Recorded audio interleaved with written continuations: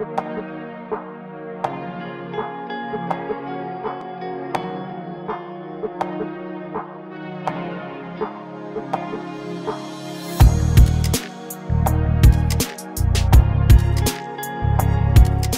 people, you're welcome to the show today. This is Insight with Ojoma Yusuf on Kama TV.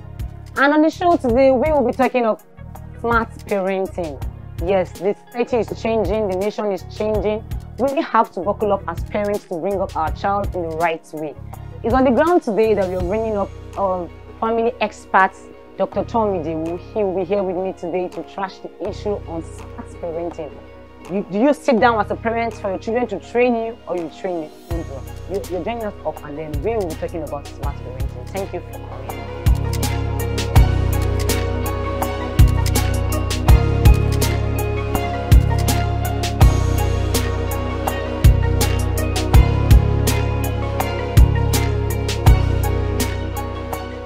Welcome to the show. This is Insight with Ojoma Yusuf on Kama TV.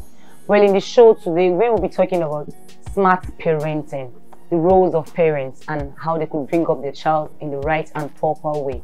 On the show today, I am having Dr. Thom Idowu, the founder of Nurture Incest International. So, sir. Thank you very much, Ojoma. It's my pleasure to be on your show this morning. All right. So, can we know a little about Dr. Thom and the Nurture Incest? Dr. Thom Idowu is a gentle and calm person, and I happen to be a lecturer with Modibo Adama University. Okay. And Nurture Sense is funded by me, where the team help family, corporate organizations and individuals to live to their full potential. And basically that is. It means we really picked up the right person for the discussions today, since your work is really based on family and some other organizational activities, right? Yes. Okay, yeah. Today I said we'll be talking of smart parenting. Things are happening in our society daily, and we need to buckle up. Parents need to buckle up. Parents need to just fix their children in the right way. Yes, even in the Bible, we say we should train up a child in the way it should go. So we have, yes, so they will not depart from it. Yep. So, can you really tell us what smart parenting is all about? What do you think, in your own understanding, smart parenting is? Smart parenting, I would like to quickly relate smart parenting to, excuse me, when we talk about our smartphone. Yeah. Now, when you talk about smart parenting, that means the children we are having these days are becoming smarter than they used to be. Okay. So that is why smart parenting is required. Okay. And what smart parenting all about is raising a healthy children. Healthy in the sense that they are emotionally intelligent, physically intelligent, they are capable. Okay. In the area of spiritually, they are capable. Okay. And when we talk about the soul, they are also capable. So that is, to me, that is what smart parenting can simply be described. How smart parenting can simply be described. Okay. Now, you know, we have gadgets everywhere. Yes. And kids these days, yes, I've seen a little child that when you give her a phone, like 3 years old, though, she can sit down, go into that phone, bring out things. Even you yourself, you don't even think, they are just smart these days. They are very smart. They are good in gadgets. Now, as a parent, because I know you're already a father, you're a father, you have your kids, do you really advise children using gadgets? Is there any disadvantage? Because I know, yes, we have the advantage quite okay. You want to reach them, maybe you've gone to work now, you want to call your child and tell the child, okay, do this for me, do this at home and all of that. So it's quite important. But in the other, you know, with every advantage, there are disadvantages. So how then can you point out the disadvantage of gadgets to children? Now, when we talk about gadgets to children, it's a bit contextual. It depends on the gadget we are talking about, and that is where smart parenting is also coming into the picture. That we say smart parenting, that does not mean you give smartphone to a child of 3 years old. Okay. You know, some of those electronics, some of those gadgets came with caution.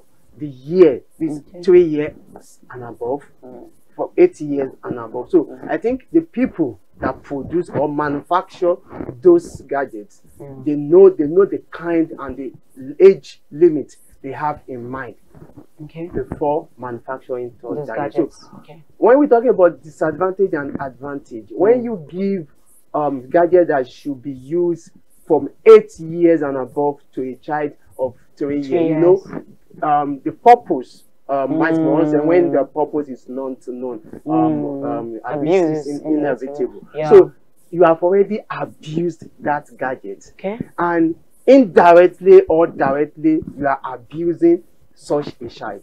I think that is how I can talk and say that a little about this disadvantage. So can we now say there should be a particular age children should handle handsets? For me, there's a particular age children should handle handsets. Now, what is a child of 8 years doing with handsets? If you are talking to me that because you want to communicate with them, the child, maybe you go to work and they use to tell we the child, have this table thing for phone. me. We still have table phone. Yeah.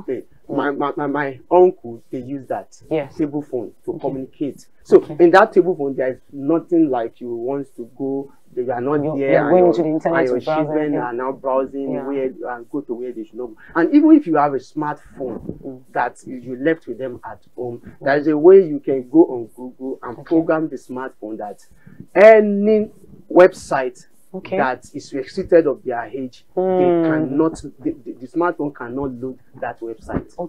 You know, so many parents are not aware of this now because they just feel, I've gotten a phone for my teenager, for the next child growing up and all of that, so I should just allow the child to use the phone. That is one of the smart parenting. The foundation of smart parenting is, as a parent, you continue to build capacity, and then you grow also, because your child is also growing fast. Building capacity is all about. You need to learn. You know, we have parents today that the moment some parents have never picked up even a book on parenting and you're already breeding children. 1, 2, 3, they're growing up already.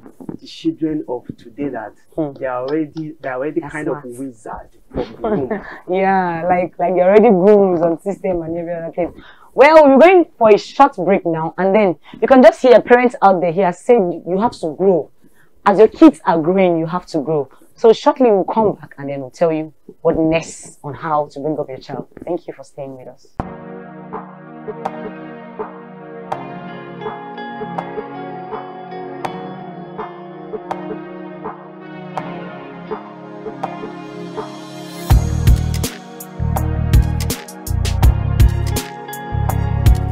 Welcome back to the show. This is Insight with Ojama Yusuf, and I've been here with Dr. Thom Idowu.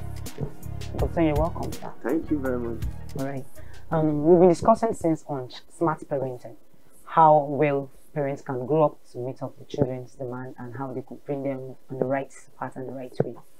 Yet, there's this question that's been bothering me, and I need to ask. Some of us feel fathers should have the full responsibility of taking care of the children. And the fathers these days are busy. Yes, they have work to do, they have other things to do, and they have things to catch up with. And the parents, and the mothers, same. They still have things to do. So who do you think particularly should be saddled with the responsibility of bringing up their children? Should it be the mother that should stay at home totally to watch the children grow, or the father, or the both of them? Which of them do you think, on your own opinion, should do? From my own opinion, let me start from what you said, that the parents should grow up to meet up with their children. I would rather prefer to say that the parents should be at least a step above their children in every circumstance and every situation. So that is when you are parenting. Though I also have this belief that as a parent, you also learn. You learn from your children to be able to be above them in the journey of parenting. Now, when we talk about the issue of whether it's father or the mother, it should be the one that is saddled with the responsibility of bringing up the children. Now, the both of them came together as husband and wife, and they come together, copulate, and the child is here. Now, parenting is a responsibility. The father has his role to play, the mother has his role to play. And if any one of them is deficient in the role, so affects the child. it will affect the child. Though one may want to say, but they are single mother parent or single father parent. Yes, now that's why I say most of the things we are discussing on parenting is contextual. Okay. But in the case that we have both parents with this child, both of them are saddled with the responsibility to ensure that that child is brought up in an healthy way and become an healthy man or woman. Okay, because I've seen facts that some parents, if a child grows up to be bad today, the first pointer is the mother. Okay. Everybody will say the mom did not bring this child up well, like she was not there for him. That's why he ends up smoking their him and become drug addict and all of that. And then they will not say the father too. He's not always available. I think the working aspect. I've listened to a man that said, if you know you cannot be there to take care of your child, then don't bring the child to the world. Yeah, yes. No, let's look at it this way. When you're talking about you cannot be there to take care of the child. Take care of the child. Yes. You can't be there 24/7. Okay, because of job, right? Mother, no, even not for job's sake. Okay. As a father, as a mother, you have a purpose to pursue. Okay. And will not buy into the idea that children should take your purpose from you, except if the child is the purpose you are here. Okay. That's why at times if you are a believer like me, there is a place in the Holy Book, the Bible, that says, build your home. Build your business before you build your home. Okay. No, if you understand that, at times that means you must have a system running for your business before you even dare to build home. Because parenting on its own, like the other day I was speaking with young people as in that are marriage age. I was telling them, I said, if you have 90% of your time to yourself now, the moment you get married, consider that will drop to like 40 or 50%. So you have more work to do now. I'm talking from experience. You have more work to do now to get a system running for you before you even decide of bringing a child to this world. And when you talk about having time for child, it's not really spending 24 hours of the day with a child. It's you being connecting with the child at the emotional level, at the spiritual level, at the soul level. That is what having time. And this you can do within 30 minutes that you are with the child. Okay. Every day. If you can have up to 1 hour of the day or in a day with your child, that 1 hour more shouldn't be a straight 1 hour. In some days it might be broken, but then you're talking to them. There's this constant flow. Not really talking, but there is this connection. Parenting is connection. It's connection. So that is when you can be able to know this is where my child is tending towards. What capacity do I need to build? That's true. That's true. So it doesn't necessarily mean you have to just lock up your life because of the child. And even if you are seated, even if you are with them 24/7, there's still some kind of smart moves they will be running that you may not know. You'll be thinking, okay, I'm with the child, though. I know my daughter, I know my son, and all of that. Because it shocked me when I had that, the mom of that little girl, that 10 years old girl from Christian school, when she was saying her daughter was a virgin when she left the house. And today, like, she was blaming the school. She felt, okay, the school did not watch the child properly. That's why the child would deviate. When you are in a position of leadership and shift lead, that is you are not a leader enough. Okay. I made a post concerning that. This generation, the parents are failing this generation. If care is not taken, we are like it's a time bomb that is already blowing. It's already blowing. How could it's a time bomb that is already blowing? What I see there is we need as parents. Parenting is not easy. We should all know that parenting is not easy parenting is sensitive. So that is why you need to pay more attention and build consistent and continuous capacity. That is what parenting is about. Wow, we can hear that. Build capacity as parents. We'll go on a short break and we'll be right back.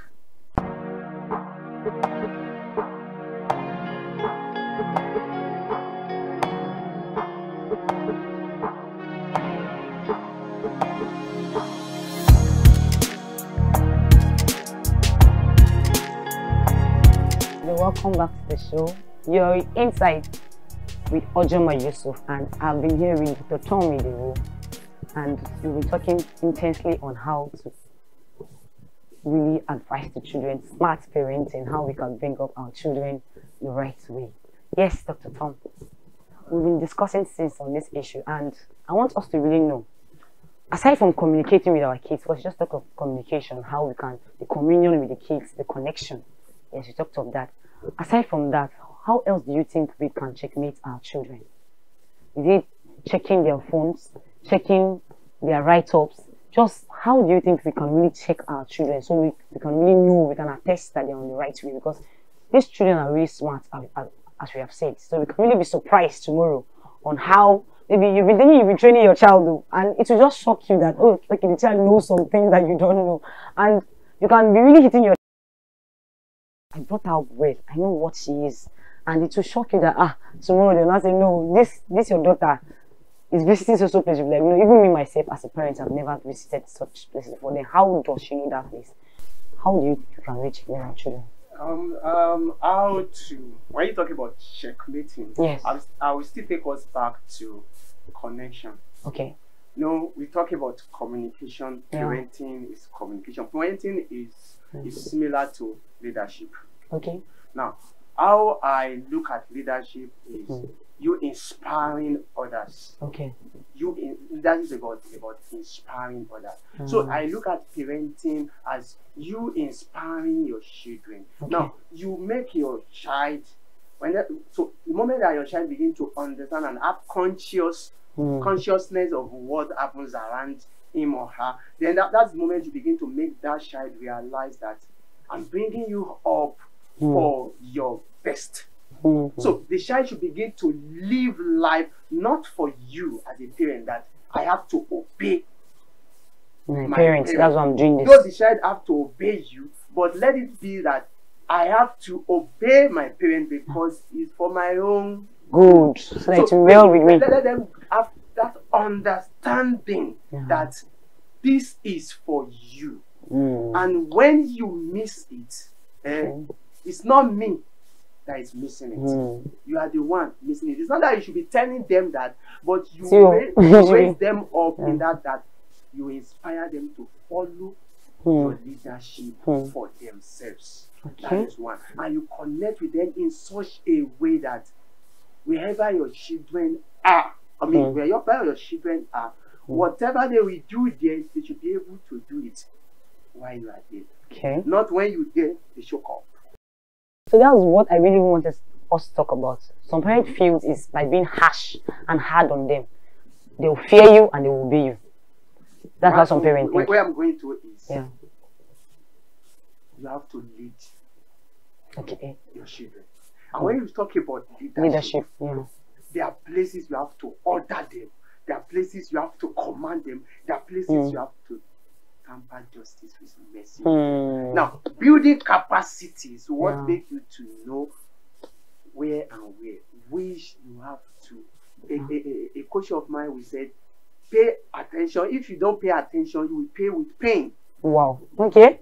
So that takes us to, as a parent, you must be able to pay attention. Your child mentioned something. Listen to your child. What are you saying?